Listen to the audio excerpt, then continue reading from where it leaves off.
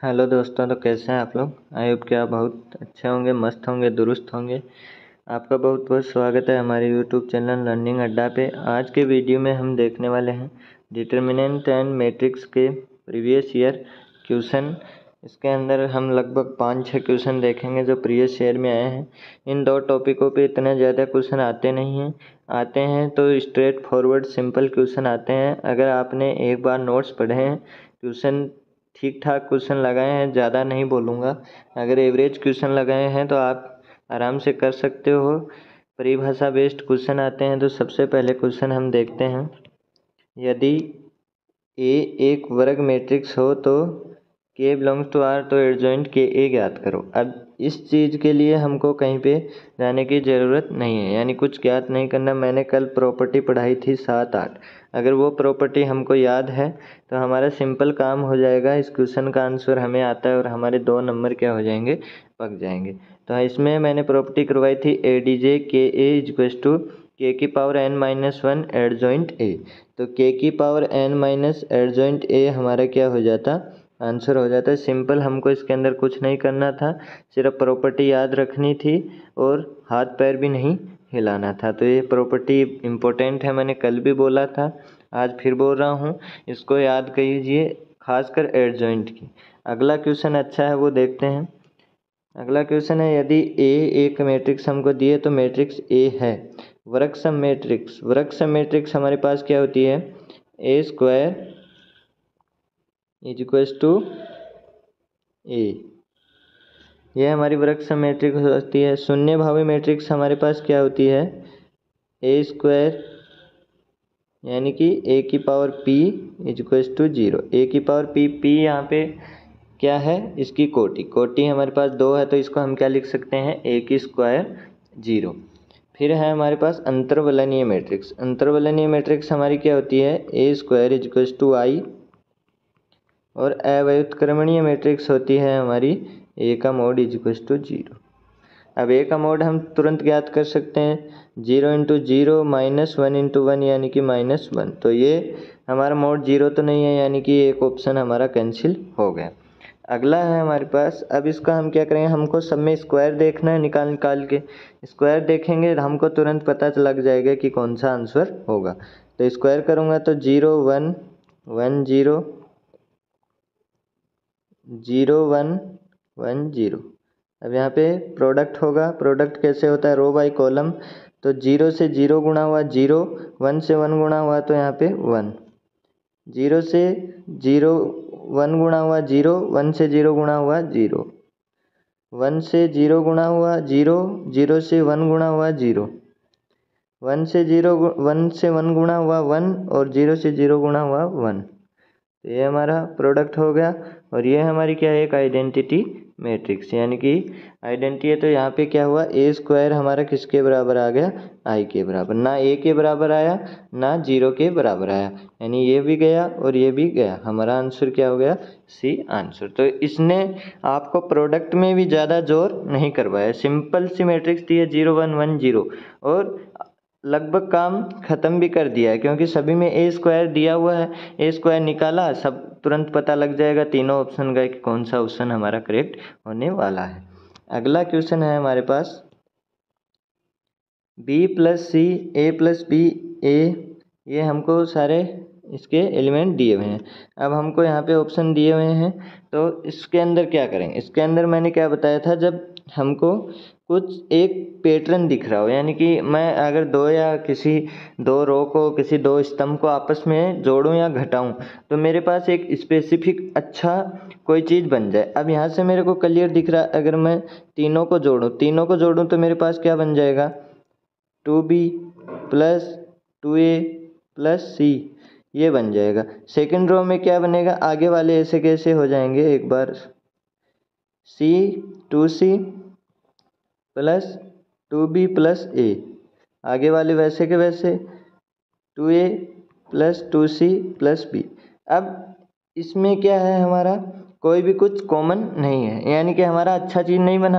अब हम क्या करेंगे, दूसरे पे स्ट्राइक करेंगे तो हमारा क्या होगा, जैसे मान लीजिए मैं थर्ड स्तंभ से सेकेंड स्तंभ से थर्ड स्तंभ घटा देता हूँ। थर्ड स्तंभ घटाऊंगा तो क्या होगा, a प्लस बी माइनस ए, यानी कि a प्लस बी से a गया, b बच गया, b प्लस सी से b गया, c बच गया, c प्लस a से c गया, a बच गया, यानी कि मेरा क्या हुआ है, थोड़ा आसान काम हुआ है। ये b प्लस सी था, ये c प्लस a था और a प्लस b था। अब मैं क्या करूँगा, फिर थोड़ा कॉम्प्लिकेटेड बचा हुआ, अब वही प्रोसेस किया लगाऊंगा, 1 में 2 घटा दूंगा, यानी कि पहले स्तंभ से दूसरा स्तंभ घटा दूंगा।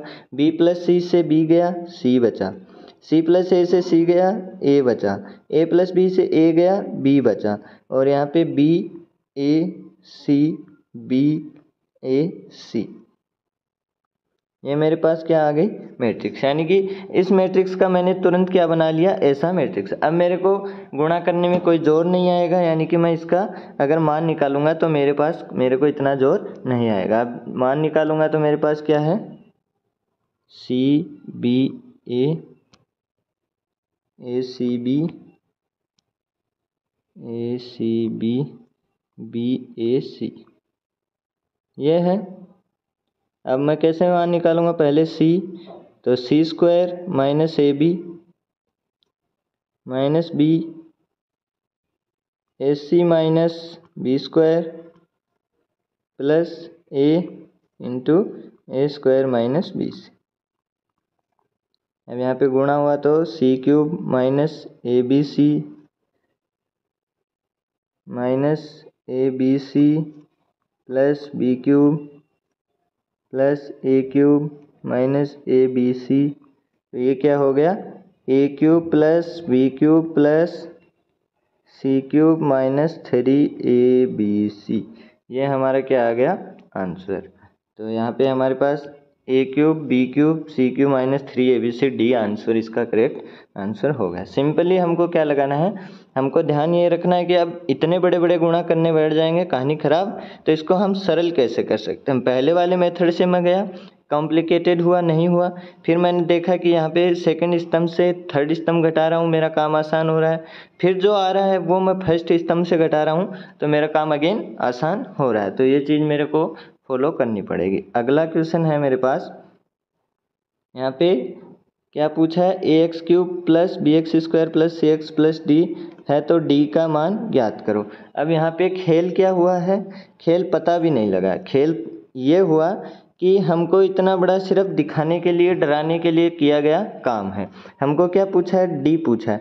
अब कुछ लोग क्या करेंगे, इसको पूरा सोल्व करेंगे तो डी आएगा, लेकिन टाइम लगेगा 1 घंटा। तो अब हमको क्या करना है, जैसे अगर मेरे को डी ज्ञात करना है तो एक बार इसको भूल जाओ, ये वाला मेरे पास क्या है, इतना समीकरण है, मुझे इसी में डी की वैल्यू ज्ञात करनी है। अब मैं ऐसा क्या रखूं कि मेरे पास डी बचे, अगर मैं x को 0 रख दूं, x बराबर 0 रख दूं, तो मेरे पास ऑफकोर्स डी अकेला बचेगा।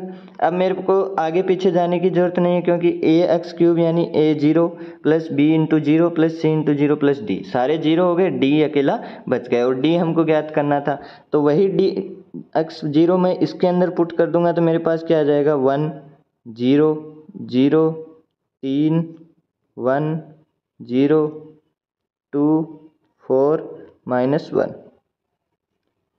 ये मेरे पास क्या आ जाएगी, मैट्रिक्स बन जाएगी। और ये मेरी वैल्यू किसकी है, डी की वैल्यू है। डी की वैल्यू कहाँ से आई, मैंने क्या किया, समीकरण दिया हुआ था उसमें x की जगह 0 पुट कर दिया। 0 पुट करते ही मेरा काम क्या हुआ, मेरा डी बच गया सिर्फ। अब अगर मैं ऐसे नहीं करता और इसको सोल्व करने बैठ जाता तो मेरी इक्वेशन निकालने में कहानी खराब हो जाती। तो उससे बचने के लिए मैंने क्या किया, सिंपली डी को क्या कर दिया, सभी x को 0 कर दिया, डी हमारे पास ऑटोमेटिक बच गया। अब मैं 1 को गुणा करूँगा, ये इसका मान निकालूंगा तो -1 -0 इक्वल्स टू -1, ये हमारा आंसर आ गया ए, जो कि यहाँ पे दिया भी हुआ है। तो ये हमारा प्रीवियस ईयर क्वेश्चन है, ये इसका एक आंसर होगा। अब हमारा कितना टाइम x बराबर 0 के कारण बच गया, तो ये चीज़ हमको आनी चाहिए कि अगर यहाँ पे c की वैल्यू पूछता तो हम क्या करते, c की वैल्यू पूछता तो हम क्या करते, तब हमको ये क्या करना पड़ता, निकालना पड़ता, क्योंकि फिर हम 0 पुट नहीं कर सकते थे, इसलिए हमको डी पूछा गया। अगर डी पूछा है तो सिंपली कुछ नहीं करना है, सिर्फ फ्री फंड का काम था, हमको 0 पुट कर देना। सिर्फ थोड़ी सी अकल हमारे 2 नंबर दिला सकती थी। अगला क्वेश्चन है हमारे पास,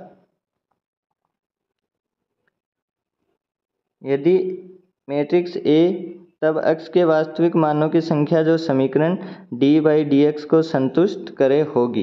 यहाँ पे थोड़ा डराने का काम किया गया है d/dx दिखा के, बाकी कुछ नहीं किया गया है। तो अब इसकी वैल्यू हम निकालेंगे, तो वैल्यू क्या आएगी, x minus one into x minus one का स्क्वायर माइनस 3 दूनी 6, आगे है -2 3x माइनस 3 माइनस 3 दूनी 6 प्लस 2 3 तिया 9 माइनस 3x माइनस 3। तो यहाँ पे x minus one x square minus plus 1 minus 2x minus 6 minus 2, यहाँ पे 3x माइनस 9 और यहाँ पे प्लस 2 इंटू 9 और यहाँ पे प्लस 12 है माइनस 3x। तो इसको मैं आगे लिखता हूँ, यहाँ पे x square minus 2x minus 5,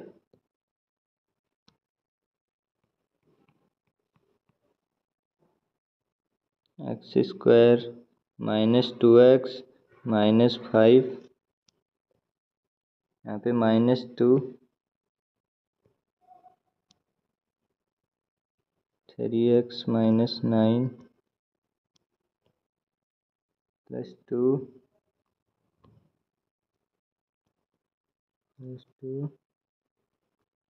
minus 3x। अब x का गुणा, x cube minus 2x square minus 5x minus x square plus 2x plus 5 minus 6x plus 9 दूनी 18 प्लस 24 माइनस 6x। अब हम क्या करेंगे, एक्स क्यूब यहाँ पे स्क्वायर स्क्वायर जुड़ गया तो -3x cube square 5x plus का 2x 6 12 13 14 15 16 17, 17 में से 2 गए 15, 3x फिर 5 18 24, तो कितना हो गया 24 10 34 35 36 37 38 39 40 41 42 43 44 45 46 47। यहाँ पे अब हमको क्या दिया हुआ है, d/dx का हमको d/dx करना है, यानी कि इसका क्या करना है, अवकलन करना है x के रिस्पेक्ट में। x के रिस्पेक्ट में अवकलन करेंगे 3x square minus 6x minus 15 equals to 0, और इसको मैं और सॉल्व करूँ तो x square minus 2x minus 3। अब यहाँ से हमारे क्या आ जाएंगे, 2 रूट आ जाएंगे, जो हमको क्या क्या है साफ साफ दिख रहा है, यानी 2 अलग अलग डिफरेंट रूट आ जाएंगे। यही सिर्फ हमको पूछा है, यहाँ पे 3 की इक्वेशन थी, हमको dy/dx करके आसान और बना दिया, एक्स स्क्वायर कर दिया और बोल रहा है कितने रूट आएंगे।